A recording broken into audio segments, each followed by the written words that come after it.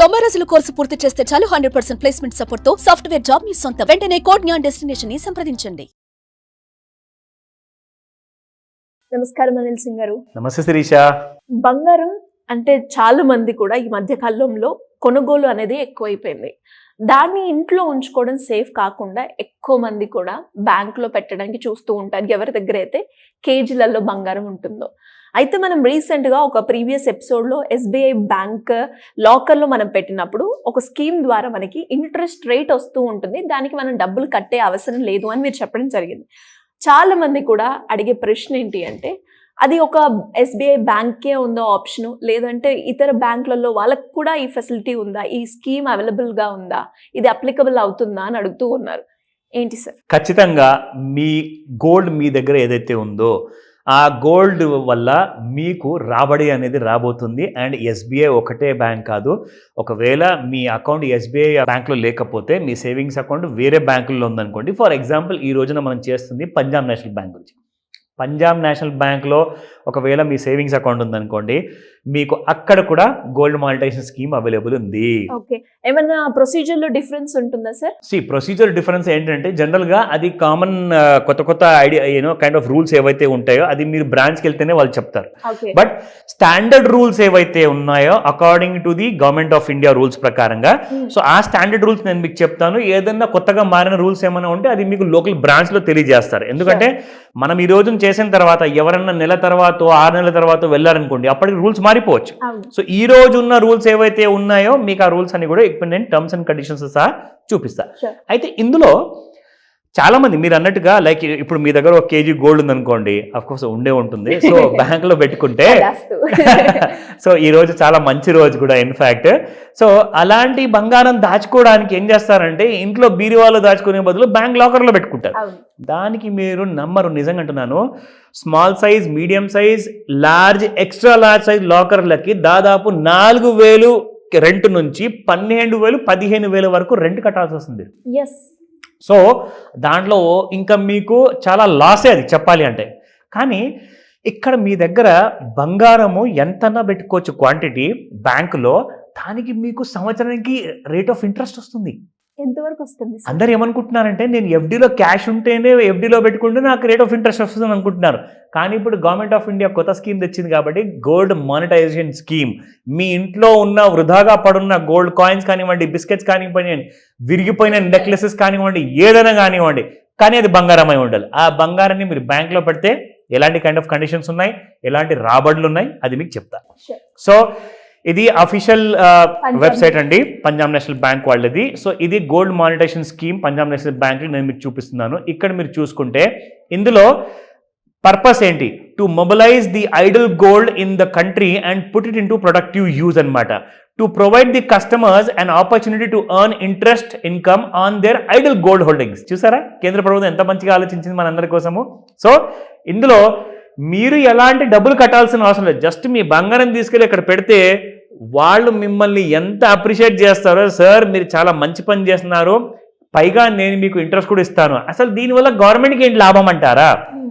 ఏమవుతుందంటే, government of India ఏం చేస్తుందంటే, మీ దగ్గర ఉన్న బంగారాన్ని అక్కడ గవర్నమెంట్ ఆఫ్ ఇండియా ఆ బ్యాంకుల్లో, మీరు ప్రైవేట్ బ్యాంకులో పెట్టండి, గవర్నమెంట్ బ్యాంకుల్లో పెట్టండి, మొత్తం గవర్నమెంట్ ఏం చేస్తుందంటే మా దగ్గర ఇంత బంగారం ఉందని చెప్పేసి గొప్పలు చెప్పుకోవచ్చు ప్రపంచం మొత్తంలో. అమెరికాలో అందరికంటే ఎక్కువగా బంగారం డిపాజిట్స్ వాళ్ళ ఇంట్లలో, బ్యాంకులలో, ప్రభుత్వ రంగాల ఆఫీస్లో, ఆర్బీఐ దగ్గర, వాళ్ళ ఫెడరల్ బ్యాంక్ దగ్గర కూడా ఉంది అనమాట. సో ఫెడరల్ రిజర్వ్ దగ్గర అంత బంగారం ఉందంటే వాళ్ళంత పవర్ఫుల్ అనమాట.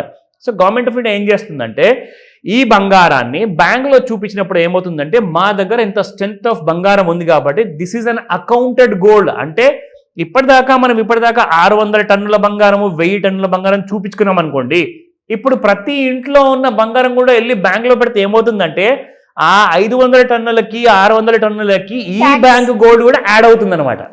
సో అప్పుడు ఏమవుతుందంటే, మన దగ్గర దేశంలో 500 టన్నుల బంగారం కాదండి, కనీసం ఒక 5,000 టన్నుల బంగారం ఉంది అని చెప్పేసి మనము ప్రపంచానికి చాటుకోవచ్చు. That means India is the richest country, అందులో డౌట్ లేదు. కానీ అఫీషియల్గా చెప్పుకోవాలి అంటే అది ఎక్కడ ఉండాలి? మీ ఇంట్లో కాదు, బ్యాంకులో ఉండాలి. దానికోసము ఆ కైండ్ ఆఫ్ ఫేవర్ మీరు గవర్నమెంట్కి చేస్తున్నారు కాబట్టి బ్యాంక్ మీకు ఏం చేస్తుందంటే రాబడి ఇస్తుంది. సూపర్. ఎగ్జాక్ట్లీ. సార్ మరి మనము బ్యాంక్ లాకర్ లో పెట్టాలి అనుకున్నప్పుడు దానికంటూ ఏమైనా ఎలిజిబిలిటీ ఉంటుందా? పర్టికులర్ గా వీలే పెట్టాలని ఎవరైనా పెట్టొచ్చు? ఎవరైనా పెట్టచ్చు. ఎవరికైతే ఆ బ్యాంక్లో సేవింగ్స్ అకౌంట్ ఉండాలి, అది మాత్రం కండిషన్. అండ్ మీరు ఇన్కమ్ ఏదైతే వస్తుందో ఆ ఇన్కమ్కి కూడా కాస్తంత డీటెయిల్స్ అడుగుతారు. ఎందుకంటే అది బ్లాక్ మనీనా వైట్ మనీనా కొంచెం తెలియాలి కదా మరి. లేదంటే అడగకుండా మరి అక్కడ పెట్టుకున్నాను అనుకోండి, తర్వాత ఇబ్బందులు అవుతాయి. సో కాబట్టి ఆ క్లారిటీ మొత్తం బ్యాంక్ వాళ్ళు అడుగుతారు. అది వాళ్ళకు అడిగే ప్రశ్నలకి ఆ జవాబు మీరు ఇవ్వాల్సి వస్తుంది. ఓకేనా? So coming to the resident Indians of the following categories. ఎవరు పెట్టుకోవచ్చు, ఎవరెవరు బంగారం పెట్టుకోవచ్చు బ్యాంక్లో? ఎనీ ఇండివిజువల్, హెచ్యుఎఫ్ అంటే హిందూ అన్డివైడెడ్ ఫ్యామిలీస్ ఉంటాయి, సో వాళ్ళు పెట్టుకోవచ్చు. ప్రొప్రైటర్షిప్ లేదా పార్ట్నర్షిప్ కంపెనీస్ పెట్టుకోవచ్చు, కంపెనీస్ పెట్టుకోవచ్చు, చారిటబుల్ ఇన్స్టిట్యూషన్స్ పెట్టుకోవచ్చు, సెంట్రల్ గవర్నమెంట్ వాళ్ళు పెట్టుకోవచ్చు, స్టేట్ గవర్నమెంట్ కూడా పెట్టుకోవచ్చు. దీని తర్వాత ఇక్కడ మీరు చూస్తే ఇంత గ్రాముల బంగారమే మనం పెట్టుకోవాలి అన్నట్టుంటుందా? ఎగ్జాక్ట్లీ ఆ డీటెయిల్స్ కూడా ఇక్కడ ఉన్నాయి, మీకు చెప్తాను.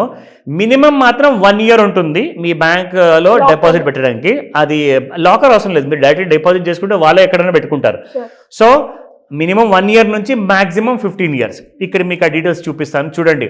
సో ఎస్టీబీడీ అంటే short term bank deposit, medium term, long term. So minimum 1 year to 3 years, 5 to 7 years, 12 to 15 years. 1 to 3 years అన్నారు, 5 years అన్నారు. అంటే ఇయర్స్ ని బట్టి మనకి రేట్ ఆఫ్ ఇంట్రెస్ట్ వస్తుంది? అబ్సల్యూట్లీ, దాని ప్రకారంగా ఉంటుంది. మీరు ఎంత ఎక్కువ కాలం పెడితే అంతే ఎక్కువ ఇంట్రెస్ట్ వస్తుంది. ఒక మాట చెప్తానండి, ఇప్పుడు మా నాన్నమ్మ గారు నేను చిన్నగా ఉన్నప్పుడు ఆవిడ దగ్గర ఉన్న బంగారు ఆభరణాలు కోడలకి గిఫ్ట్ లాగా రూపంలో ఇస్తారు.